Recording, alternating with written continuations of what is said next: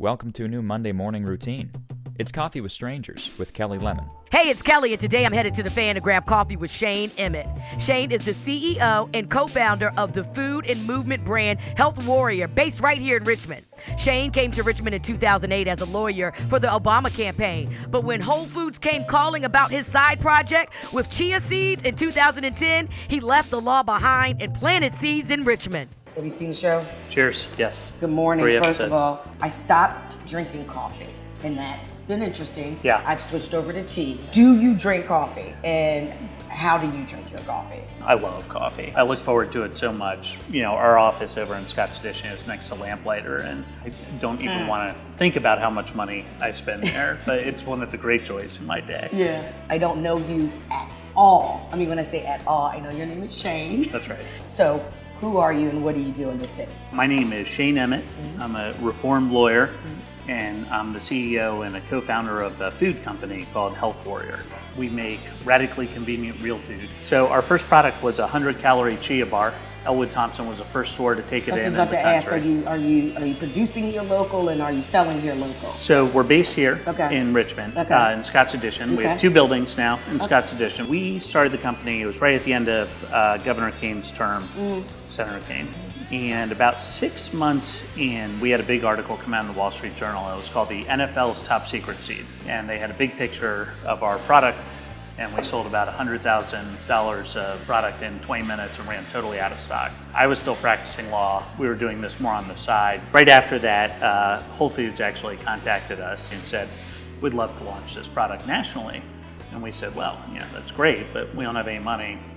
We don't have any employees. Whole Foods took a big risk on us. Whole Foods at the time had about 350 stores across the country. That was about 3.5 years ago that we launched nationally on the shelves of Whole Foods. And now we have about 100 employees.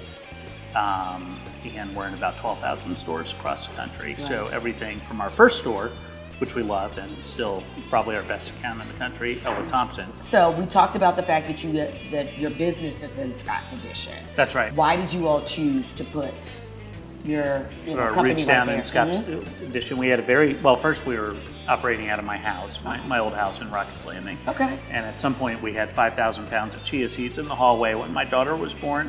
We love the idea of Richmond, of being here. There's not a lot of natural food companies based here. We love being based here and have grown so attached to the city. And when we moved to Scott's Addition, there was nothing. Of course, now we keep joking that there's going to be a Banana Republic on the corner when we drive into work one day. We could use a couple more places to eat. Because there's plenty of places to drink. Just putting that out there, yeah. There's alcohol everywhere. Yeah. But a couple more restaurants. Trying to find some food. Real quick, today's episode is sponsored by Richmond Grid Magazine. The new issue is out, so get over to wherever you normally grab Grid and pick up a copy. You and your wife, and there's one child. We have a 3.5-year-old daughter Okay. and another one that could be arriving Any minute. now. Oh my gosh! So where are you all resting your head now? When my daughter turned 2, I think we were like, okay, Rockets Landing isn't, there's not a lot of kids around here. So we actually moved down to Midlothian, sort of right over the river there. The one thing I do miss is all the restaurants that we used to patronize.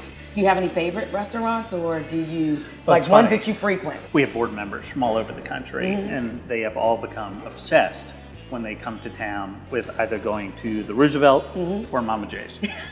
So that's become our tradition. Okay, and good. that's what we do. And Heritage, we did our last board meeting, actually, dinner there. What do you all do on the weekends when it's family time? How do you explore Richmond? We Okay. actually have a bit of a routine. We do a lap at Maymont. We're often the first ones there, and we Okay. walk the whole perimeter. So it's Okay. about 2 miles. On Sunday, since Julie, my wife, is very pregnant right Yeah. now, and we wanted to give her a little peace and quiet, Ella and I went to the VMFA for 4 hours. We spent a lot of time in the South American and African wing. What are some of the hidden gems you think that Richmond should be known a little bit more about? I think the art scene is what we need to talk up more. Yeah. It's so cool. Yeah. And it's so real here. I would argue that that's the biggest differentiator for the city. Cities that have great business cultures, great culture, are informed by great art. You see that in San Francisco. Yeah. And I think Richmond's got that going. What are you looking forward to this fall? The weather, the humidity goes away, foliage changes, you go up in the mountains. So I can't wait. Yeah. I love the fall. Do you feel like you'll leave Richmond? I've kind of lived everywhere. Yeah. So I don't think so. But Richmond has a sense of community that's special. And I hope we stay here for a very long time. What's your elevator speech? When I talk about Richmond, I always talked about it as one of the most interesting emerging cities. We talked about the river, we talked about the trails, we talked about the food, and we talked about the art scene. I talked about BCU. It's the most diverse college I've ever seen. You know, I think that's what's special, is that this really is a melting pot of a city. To hear the rest of my interview with Shane, check out the Coffee with Strangers podcast in your preferred podcast app.